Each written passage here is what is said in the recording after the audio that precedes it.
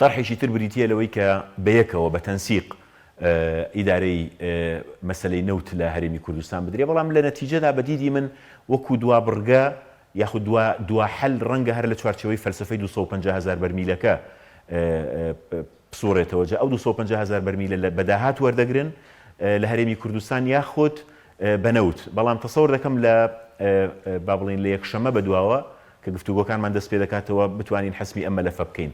وەزارەتی نەوتی عێراق بە تەنسیق لەگەڵ وەزارەتی سەرچاوە سروشتیەکانی هەرێمی کوردستان پێداچوونەوە دەکات بە هەموو ئەو گرێبەستانەی نەوت کە لە سەرتاسەری عێراقدا کراون بە هەرێمی کوردستانی. شەوەی شەکە لەو مادانەی کە تا ڕادەیەکی زۆر ڕەنگە مەسلەی ئەو گەندەڵیانەی کە لە دۆسیە نەوت بەتایبەتی لە گرێبەستەکانە هەیە یەکلا بکاتەوە. تەمەن زۆر بڕگەی تر لە پەیوەست بە مەسلەی فەرمانگەی ئیتیحادیەکان کە هەوڵمانداوە ڕاستەوخۆ لەمە دووە موچەکانیان لە بەغدادەوە بێت، مەسلەی شای سەداراییەکانی جوتیاران چ قەرزە کۆنەکە چ تازە کەشدامان ناوەتەوە هەمووی وەکو خۆی.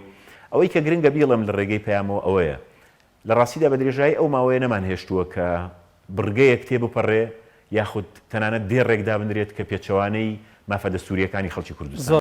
کاربەدەستانی باڵای حکوومەتی هەرێمی کوردستان لێرەوە بە دیاریکراویش بەرپرسەکانی پارتی دیموکراتی کوردستان دەیانەوێت ئەم ڕێکەوتنە تێک بدەن و هەر کەسێک لێدوانەکانی سەرۆکی حکوومەت خۆی ببینێت کە لەم تەوقیتەدا کە لە کاتێکە ئێمە لە گفتوگۆکردن لە دانوستانین لە بەغدا بەم شێوازە بێمنەتە قسە دەکات، دلیلی ئەوەیە کە ئەوان ڕێکەوتن استراتیژی یەکەمیان نییە.